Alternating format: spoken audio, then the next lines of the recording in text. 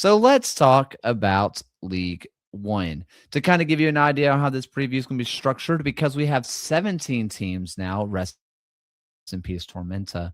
We don't want to have a 2 hour to 2.5 hour long show. So we're dedicating roughly around 5.5 minutes to each team, a little more, a little less, give and take. So that's going to be kind of how we structure this so it doesn't get too long for the people who want to watch the full thing. So with that, let's go ahead and talk about our predicted table. For the USL show rankings, we had Omaha first, AC Boise second. We got Spokane Velocity third, Portland Hearts of Pine in fourth, Chattanooga Red Wolves come in fifth, Fort Wayne FC joins us in sixth, Greenville Triumph in seventh, and the defending champions, One Knox, are in the final playoff spot in eighth. The first to miss out are Alex's Richmond. We got Sarasota Paradise. Then we got Charlotte Independence, New York Cosmos, the Ford Madison, Corpus Christi, FC Naples, AV Alta, and with the wooden spoon is going to be Westchester SC. What do the fans think? Well, the fans and us are very different. With Portland in first, no bias at all. We have Omaha second, Spokane also in third. One Knox, the defending champions. The fans have them in fourth. Boise come up in fifth. Chattanooga in sixth. FC Naples in seventh. AV Alta in eighth in our final playoff spot. First team missing the playoffs is going to be Charlotte, then Fort Wayne, then Greenville, then Madison, then Richmond, then Sarasota, then Cosmos, then Corpus Christi, and in last with the wooden spoon is going to be Westchester. So with all that said, let's go ahead and get into the preview. The Charlotte Independence. When will the Mike Jeffries slander stop? Because it's another Mike year. Jeffries? Well, us, because we have them down in 11th. And like we continue to doubt, and yet they always end up in the playoffs.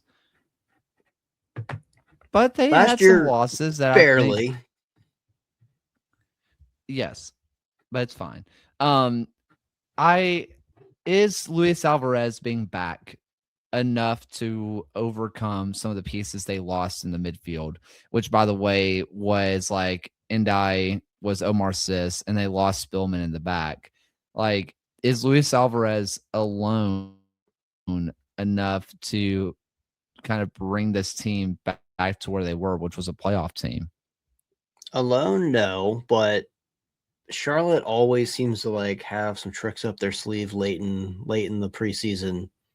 I expect that they're probably gonna drop some news in the next like 2 weeks that they're bringing in some pretty big names, because that's what they always do. Yeah. But yeah, you look at what Charlotte did last year when Alvarez was there, and then you look at what Charlotte did when Alvarez was transferred. It was a different team. And I think there was another player that was on loan with Charlotte that was a big part of that as well, that went back to Lexington. Who was that? Alfredo Medense. Like, yes. those two were, when they left Charlotte in the spring, early summer last year, like that changed everything. Charlotte was just not the same. So bringing back half of that, I do think is going to have a little bit, I do think it's going to have some positive impact. Everybody knows who watches the USL show long enough that if we're talking Charlotte Independence, I'm talking Omar Sis. It's just going to happen every single time. And I think they're going to feel that a lot more than, like someone mentioned in the chat, with Christian Cheney. I think they're going to miss Ndai and Cheney a lot. And you're also going to be losing Spielman, who was a stalwart of that back line. Now you're looking at Koulibaly, Dimick, whom I like, Romario, fairly like, Levy, who I really like, but you don't have that screening midfielder in front of them, Evan Ndai. You don't have Omar Sis, who kind of can be that number 8 type, box to box, or just absolutely killer in the midfield to win the ball back. Yep. You don't have anybody like that to shield the back line, and you're losing Spielman. Defensively is where I have questions here. Last year, my question marks were attack. Is Christian Chaney going to be able to do it again? There's no way. For the first time in a long time, I don't think you can just say, well, Charlotte won't concede any goals, so it's fine. Yeah. Sega yeah, he kind of like announced that he was retiring after leaving Portland, and then suddenly pops up and, oh, surprise, not retiring, signing with Charlotte, going to be their star center back. So yeah, that was an interesting move. I think he was injured a lot last year at Portland. Mm-hmm. So we'll see, when he's not injured, I'm sure he's one of the best. He's a longtime professional veteran back there, but yeah, a lot of wait and see here. A lot of just like, I don't even really know how that this roster I'm looking at on the screen was even like put together, because like a lot of these players are just in.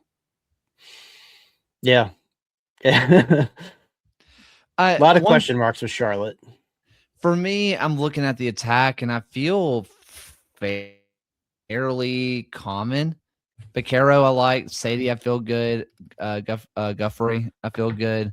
Mauro, I feel pretty decent about. Vigo Ortiz is one that I'm interested in.